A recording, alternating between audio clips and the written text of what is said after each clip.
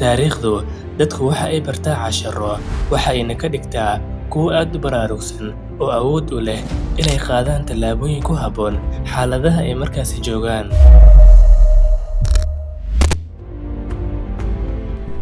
taariikhda islaamkuna waxay ka mid tahay taariikhaha ugu wanaagsan ee soo mara adduunka haddaysanba ahayn midda ugu wanaagsan. saasay tahayna innaga ayaa ah ummad aan ka warhaynin taariikhdeedii iyo sooyaalkeedii hore. laga soo bilaabo maalinkii la soo diray nebiga sallallahu calayhi wasallam, taariikhdeenna quruxda badan maalinba maalinta ka dambayso waxaa ku soo kordhayay rag mujaahidiin ah iyo dumar diintooda ay wax walba kala muhiimsan tahay, kuwaas oo waqtigooda iyo maalkoodaba ku bixiyay sidii ay u difaaci lahaayeen diintan ay ka dhaxleen nebigooda Muxamed sallallahu calayhi wasallam. sidaas awgeed ayay cadowga islaamka waqti iyo juhdi ugu bixiyaan sidii ay jiilka soo korayo uga indhatiri lahaayeen taariikhda ummaddoodii hore. intaas oo keliya kuma eka fikirka reer galbeedka ee xitaa waxayna bareen taariikhdooda ku dhisan fulaynimada iyo qaar ka mid ah taariikhda geesiyadeena oo ay ku ciyaareen iyaga oo rabo inay nooga dhigaan dad xun inay ahaayeen oo kale. taariikhdu waa muraayadda wixii tegay. ummad aan taariikhdeeda war u hayninna mustaqbalkeeda waxba kama qaban karto. taariikhda ugama hadlayno oo keliya inaan waqtiga isku dhaafinno ama aan ku seexinno carruurteenna ee waxaa la inooga baahan yahay inaynu ku beddelno waaqica aynu ku noolnahay. aabbayaasheenii hore waxaa soo maray caqabado badan oo la mid ah kuwa ina haysta maanta amaba ka badan. innaguna waxaa la inooga baahan yahay inaynu ka baranno qaabkay u xalliyeen dhibaatadaas. taariikhdeenna waxaa ka buuxo rag hadafkooda ugu horreeya uu ahaa sidii ay diinta islaamka u gaarsiin lahaayeen adduunka oo dhan. innaguna waxa aynu ka faa'iidi karnaa taariikhdooda inaan aqrino geesinimo, caqiido adag iyo kalsooni nafeed.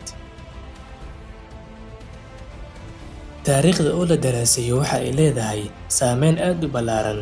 taasna waxaa caddayn buuxda kaga filan qur'aanka kariimka ah. marka loo qaybiyo 3 qaybood, hal qayb oo ka mid ah waxay ka hadashaa taariikhda ummadihii inaga horreeyay.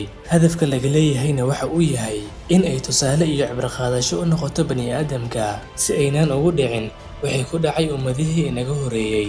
dadka wanaagsan taariikhdooda waxaa looga warramaa si loogu daydo waxna looga barto. ummad walba waxa ay leedahay taariikh hore oo ay ku faanto, sharafna ay ku dareento, carruurteedana ay barto. sidaas awgeed mar walba waxaan maqalnaa taariikhdii Roomaanka ama Giriigga.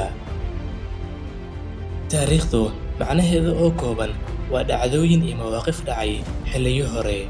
marka loo fiiriyo dhacdooyinka caalamka soo maray iyo taariikhaha ummadaha, waxaa la arki karaa taariikhda islaamka inay tahay taariikhda ugu wanaagsan ee caalamka soo marta. taariikhdeennuna waxa ay soo martay xaalado iyo xilliyo kala duwan, waxaana ka mid ah xilligii soo degidda waxyiga. taariikhdeena islaamka ah waxa ay soo bilaabatay markii waxyiga lagu bilaabay nebiga sallallahu calayhi wasallam, sidoo kalena uu bashariyadda caalamka ugu yeeray dacwada islaamka.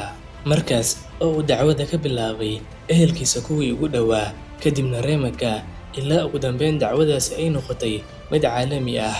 markaas oo uu nebiga sallallahu calayhi wasallam fariimo kala duwan u diray boqorradii ka talinayay adduunka xilligaas.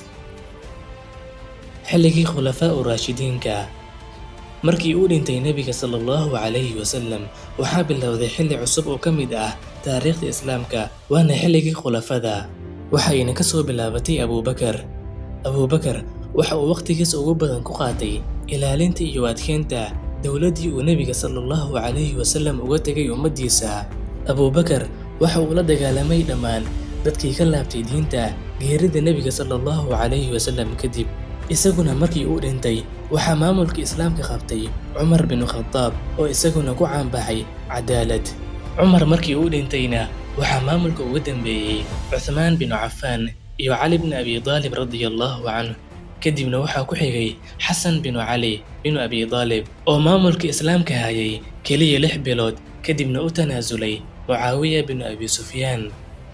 halkaasna waxaa ka bilowday xilligii khilaafadii Umayyiyiinta.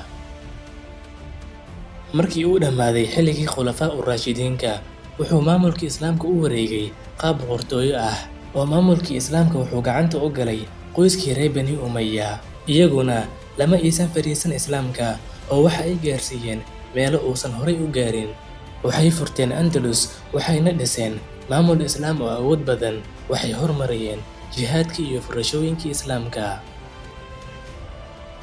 Markii uu dhammaaday maamulkii Umayyiyiinta, hogaankii Islaamka waxaa qabtay reer Bani Cabbaas oo iyagana ahaa qoys kale oo isla Quraysh ah. Iyaguna Islaamka ay dhaxleen lama aysan fadhiisan oo waxa ay ka qayb qaateen faafinta dacwada Islaamka iyo sidii loo gudan lahaa ammaanada uu Nabiga sallallahu calayhi wasallam uga tegay ummaddiisa. Waxay horumariyeen cilmiga oo caasimadoodii oo Baqdaad ahayd waxay noqotay magaalo laga soo doonto cilmiga noocyadiisa kala duwan.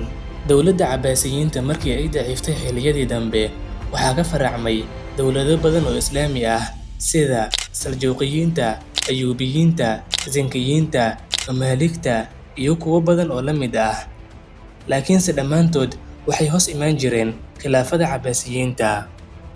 Khilaafada Cuthmaaniyiinta waa mid ka mid ah dowladihii ugu awoodda badnaa ee soo maray Islaamka. Sidoo kale waxay ahayd dowladdii ugu cimriga dheerayd dhammaan dowladihii Islaamka. Adduun weynahana waxa ay tustay qoraxda Islaamka haddii ay meel ka dhacdo inay ka soo baxayso meel kale. Iyaguna waxay horumariyeen cilmiga iyo jihaadka. Sidoo kale waxay ilaaliyeen sharafta iyo karaamada ummadda Muslimka ah.